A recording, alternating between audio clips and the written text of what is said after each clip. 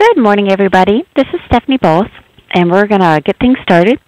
You'll notice that the WebEx has changed its format, so I do apologize for that. I noticed that change this morning when I logged in. But I work here in the Office of Training and Exercise at the Virginia Department of Emergency Management, and we are pleased to welcome you all to this morning's webinar, Immigrant Refugee Disaster Preparedness Program in Newport News. Due to the number of callers, we will be muting all the participant lines during this session, so if you have questions during the presentation, please do ask them. We just ask that you do so via the chat feature. Simply type them in and they will be answered in the same format. If you would rather ask your questions or make your comments verbally, we ask that you hold those until Dana takes a break for questions at the end. I will ask you to raise your hand using the Raise the Hand button located directly below the list of participants and then recognize you individually. At the end, there will be an opportunity to provide feedback to include suggestions for topics, and we would very much appreciate yours. This session will be recorded, and the link will be provided to all registered participants to view the recorded session. Now to introduce our presenter for today, Dana Perry. Dana Perry works for the Newport News Division of Emergency Management and has been with the City of Newport News for over 13 years. Prior to working in emergency management, Ms. Perry served as the Public Information Officer for Newport News Fire Department for 6 years. Her career in emergency services and public affairs in both the public and private sectors spans over 20 years. Her true passion, though, is in teaching individuals about disaster preparedness. She has trained more than 300 citizens in the 28-hour Community Emergency Response Team program since 2009. In 2014, the program earned the Governor's Volunteerism and Community Service Award for Outstanding Community Organization. In 2012, the Newport News CERT program earned 4 state awards and 1 national award for excellence. Dana, take it away. Good morning, everybody, and thank you very much for joining us today. I hope everybody can hear me okay. If you cannot, please let me know. But I wanted to talk to you a little bit about the Immigrant Refugee Program, exactly how it came about. We were very interested in reaching vulnerable segments of our population, and actually had a newspaper article in the Daily Press, which is really what brought us to the attention of the Commonwealth Catholic Charities, which is the organization that has a welcoming program for immigrant refugees who are fleeing from war-torn countries. This is very challenging because all of these individuals are coming from different countries from around the world, and none of them speak English fluently. Some speak a little bit of English, and some of them are not able to read even in their own language. So using translated documents and interpreters is not really effective in this class. So it took a while for me to figure out what to do.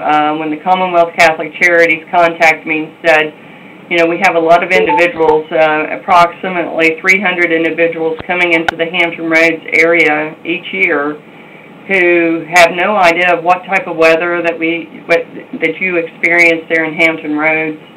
They don't know anything about devices such as a weather alert radio or using smartphone apps.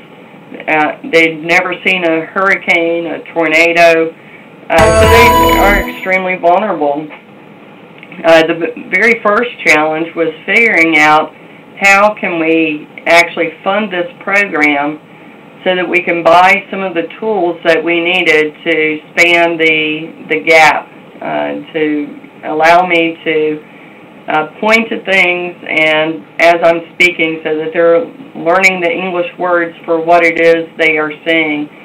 And we were very fortunate here in the Hampton Roads area to be part of UASI grant funding.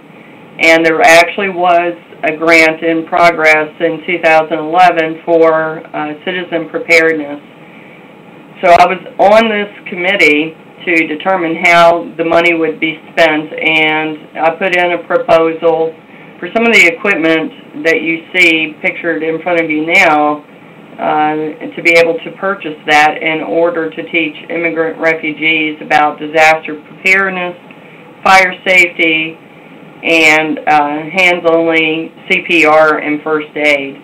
The photos that you see are some of the very first classes that we had, and in the bottom right is the front of one of my very best tools that I use that is often used with elementary school children, but it's actually perfect for this class, and it's called a hazard house.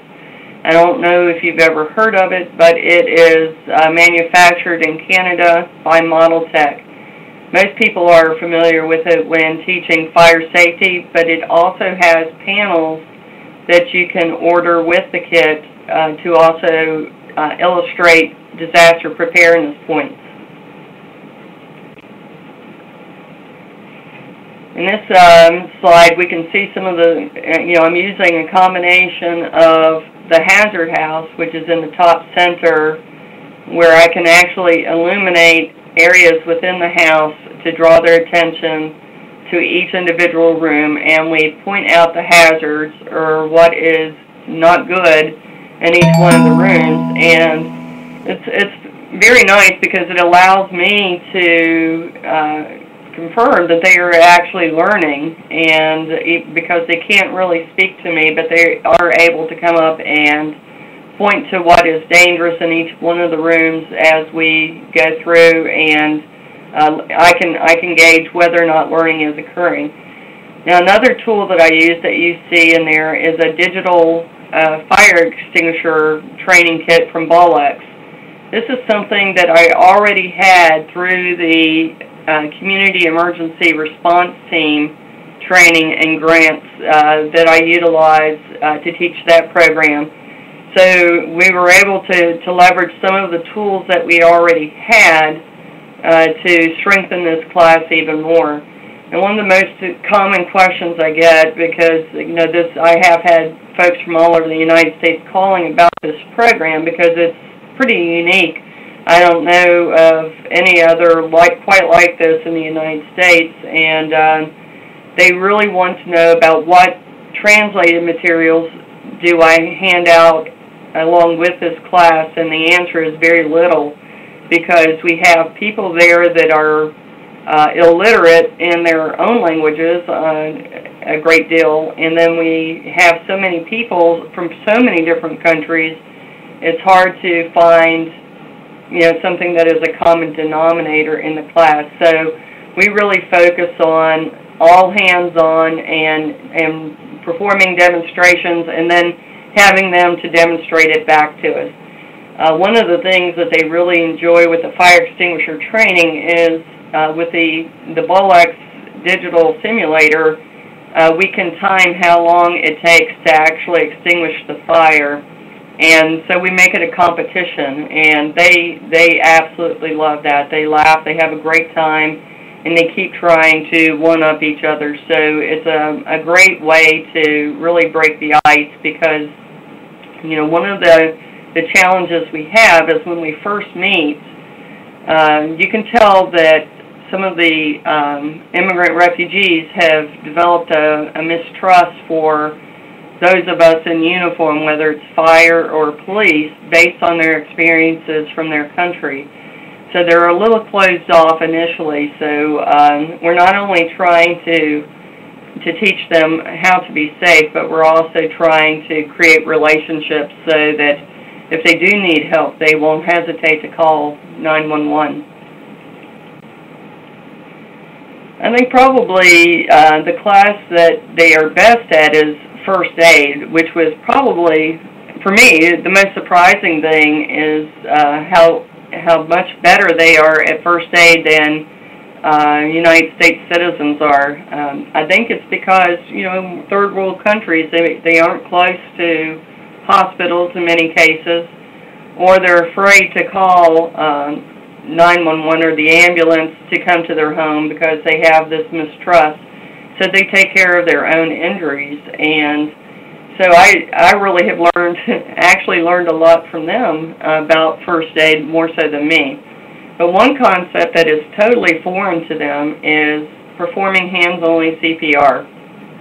We don't even attempt the traditional CPR. We stick with the community-based CPR that is hands-only, It is totally a foreign concept to them because, of course, what would be the purpose for performing CPR if you're very far away from the hospital? There's no way that you can maintain that long enough to sustain life. So that is a real challenge to make them comfortable, to making chest compressions, to make them comfortable touching another person.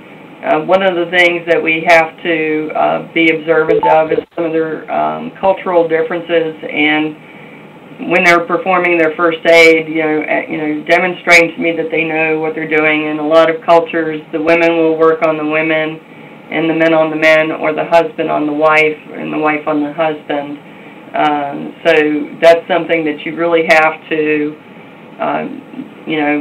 pay attention to. And some of your hand gestures as well. I learned from one of the people that was helping me from the Commonwealth Catholic Charities that you never make the OK sign with your thumb and your finger and the three fingers sticking up, because it means something different in other cultures. And I was actually insulting people without knowing it when I was asking them if everything was okay.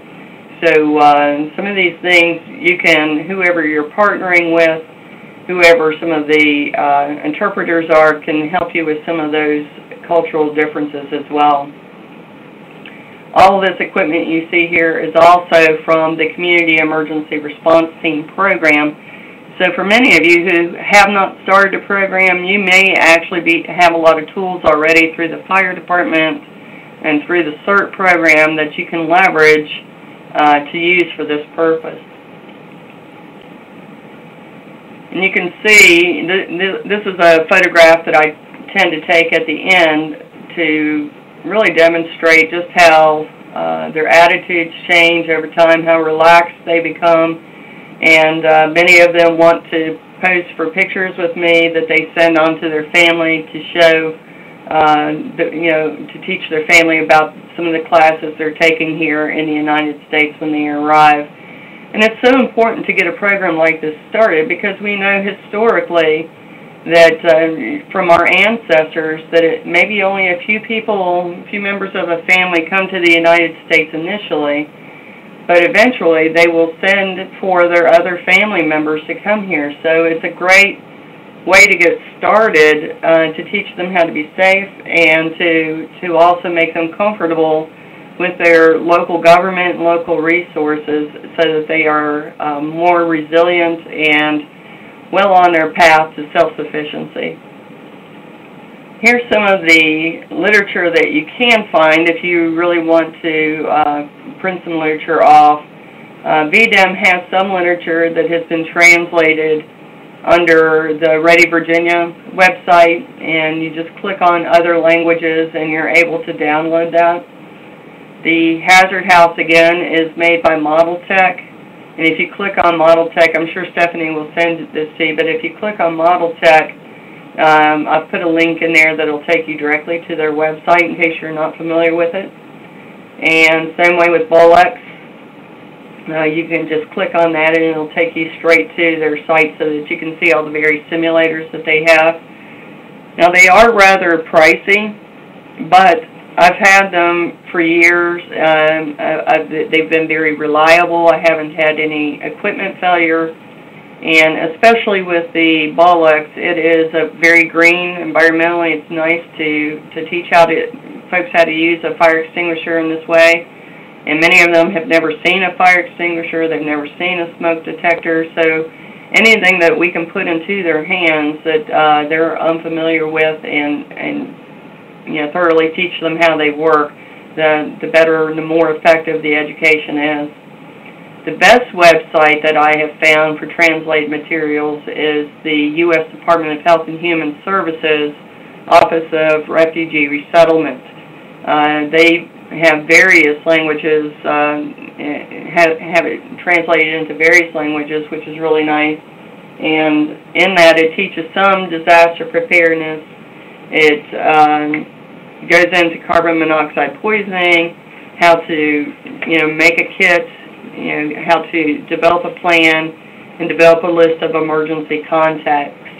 Now, I think, Stephanie, are you getting ready to play the video now? All right, everyone. Here's the video. Make sure you have your sound on.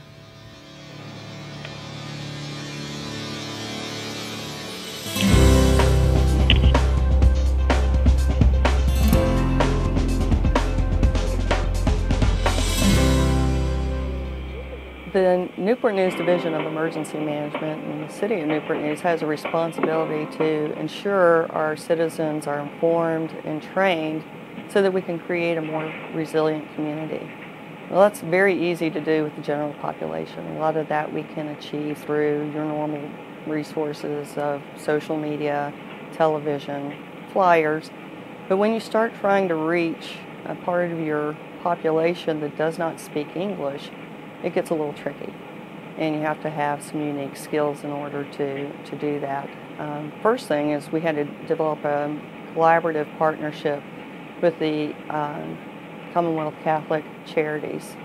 Commonwealth Catholic Charities is a refugee resettlement organization, and we're called a volunteer agency, and we work between the United Nations High Commissioner on Refugees abroad and the other parts of our government, the United States government, that help facilitate refugees come into the United States.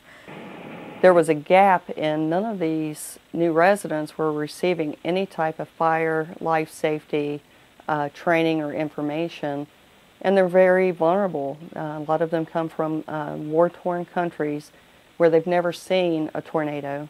They have developed a very strong mistrust of local government, law enforcement, fire officials, because where they came from, those were the people who were inflicting violence and cruelty upon them and their families. Actually, the whole life was confusing, changing everything, language, our hobbies and home and all kind of things in here, the people also. But the first thing that make us feel comfortable in here, that everywhere when we walk on the street, we see people smile. So they come to us and they're a little battered. And my job is to provide them with the training and the tools that they need to be safe in their new home. But that's just part of it. I think that the most important job that I have is to develop a relationship with them that is built on trust and honesty and respect, so that if they ever do need to call 911, they know we're the good guys, and we will come and do whatever we can to help them with that situation. Our story began in 2011 when we made a phone call over to the CERT program after seeing something in the newspaper about how they provided disaster preparedness teaching. Spoke with Dana and about maybe coming to our program, which is called the Newcomer Intensive ESL class for brand new refugees to our country. None of the refugees that we work with speak English, and they don't have a common language. They're coming from all different countries from around the world. So trying to use interpreters is really counterintuitive to helping us to achieve our goal of making them self-sufficient, self-reliant, and immersed in the Western culture and English language. Your way in giving the class, it's amazing. I had to say that. I really love it because I saw the people how they enjoy it, and especially last week when we have this fire extinguisher champion, and they were very happy. The unfortunate thing is, when we started this partnership 2 years ago, we had absolutely no equipment, no supplies, and no budget. We had nothing. And so one of the very first things that we had to do was to find a revenue stream, which I did through federal and state funding that is there to build community resilience, to educate and inform our citizens about preparedness. So it has to be something that they can see and relate to in a visual way and do a hands-on activity. And that's something that has always been a really strong part of this program. So I tapped into that stream and was able to get a lot of resources, a lot of it you see behind me, a lot of nice equipment that helps us to span that chasm, that language barrier that exists between myself and the people that I'm trying to help. Because we didn't feel like it is like a teacher and student and we have to learn that like it's only an information.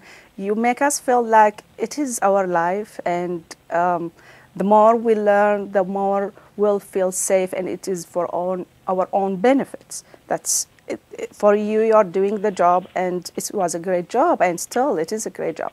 But for us, it's for our own benefits, so we have to make sure that we'll take this chance in a very good way. But equipment is just one small tool, and supplies, again, that's one small tool. It really takes a unique and creative approach to be able to, again, span that cultural and language gap, and to actually get to that point where you can look in their eyes and tell they are receiving the message. And from the beginning of the course to the end of the course, you see a tremendous change in them, in their trust in the fire department, their trust in law enforcement, their trust in local government really expands, and their confidence increases. Actually, we used to have if it's very bad weather, it will be like a sandstorm, but we didn't have ever that kind of weather like in here in Virginia or in Hampton Road. So it was really helpful for us to know that we have it. We have, sometimes maybe we'll face a hurricane or some kind of emergency that we need to evacuate from home or do the emergency step.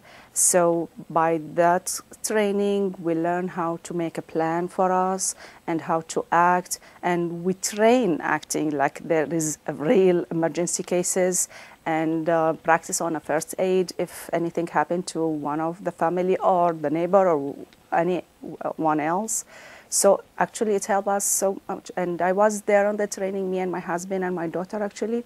She just finished the high school, so it was for her also very good training because she now knew everything about emergency, and hopefully we will not need to use that training in fact in actual life. But yes, it helped us to know the first aid and what kind of steps that we had to do if we face one of the emergency like a fire or the hurricanes or any kind of emergency thing that will threaten our lives. So it was wonderful to be in here and have that all training and have you as a teacher for us. At the end of the day, I've taught a lot of people through the community emergency response team training. I've gone and spoken with churches and civic groups. But I'll tell you, at the end of the day, this really builds a lot of equity for me as an individual, knowing that I've helped someone who came to me very frightened and just helped, did what I could. This program has put in these new refugees' hands the ability to make the right decisions and feel confident about the decisions that they need to make to keep themselves and their families safe, and just in general improve the quality of life of, over this time that we've worked together, over 300 adults, new residents to Newport News in Hampton.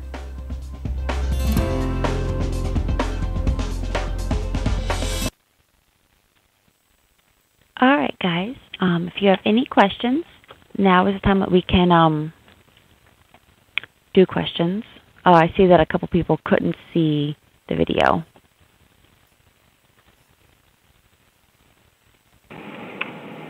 But the video will be sent out with the recorded session as well as Dana's PowerPoint. Yeah, I saw where several people were having trouble. I think maybe they didn't have the volume turned up on the screen on their computer, but you should be able to get it. I was able to get it just fine over here. But I'll make sure that I send it back out to everyone. What I wanted to note as well is that with this grant, I also purchased backpacks that have some basic disaster preparedness supplies, because many of these individuals arrive with little but their families, and they don't have jobs and they don't have the resources to build an emergency kit right away. So we do provide them with some basic supplies initially, and we were able, through the Community Emergency Response Team funding, purchase weather alert radios that we provide to each apartment where the refugees are staying. It doesn't go to the individuals, it goes to their apartment. And once they become self-sufficient and have a job, they return these radios to the Commonwealth Catholic Charities, or they purchase the radio and Commonwealth Catholic Charities is able to replace it. This way it's a little bit more sustainable because the radios are expensive when you buy them on that scale. Are there any questions? Dana, I have a question for you that just came in.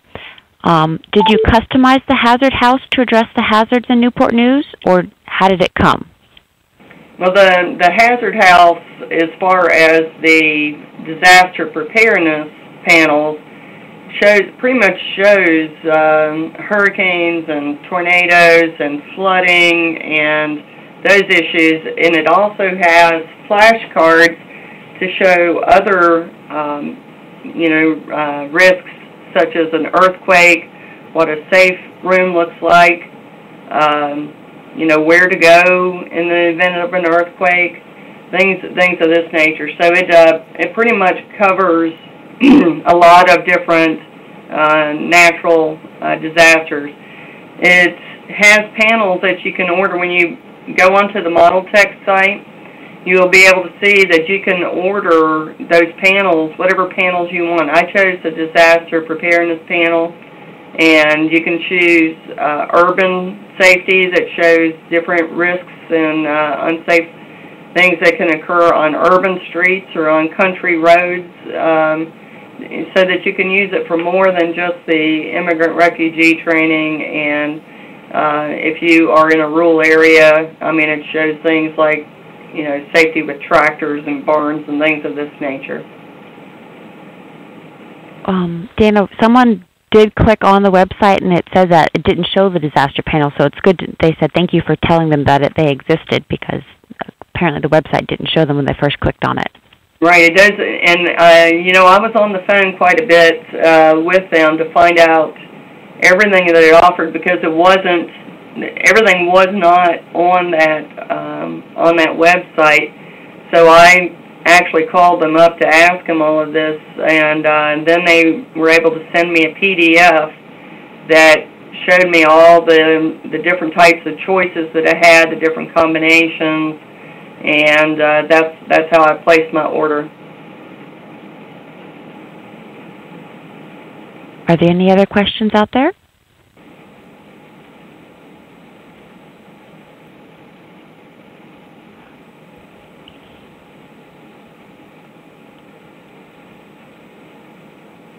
Well, Dana, I know that I found this very informational, because I see lots of different pieces and parts that can be used, not just for the immigrant and refugee disaster program, but also for regular citizens, probably the elderly, a lot of different groups. So this is a really great information. Yeah, there's a great deal of crossover, whether you're working with children or working with seniors, or really just even going to a safety fair. It's very interesting. People find it very interesting to see the hazard house there, and are quite impressed with everything that we do to educate our citizens. Well, thank you. Everyone, I posted up the participant feedback form. We'd really appreciate it if you would go ahead and fill that out and let us know if this was helpful. I will be sending out Dana's PowerPoint, the video, as well as the recorded webinar session as soon as I get done with the editing, so that all of that will be provided to you in about 2 weeks. Thank you guys so much. Dana, thank you very much for your presentation today. If anyone has any questions, please feel free to send me them, and I can pass them on to Dana, or I can give you Dana's contact information. Very much. Bye-bye. Bye. Thank you.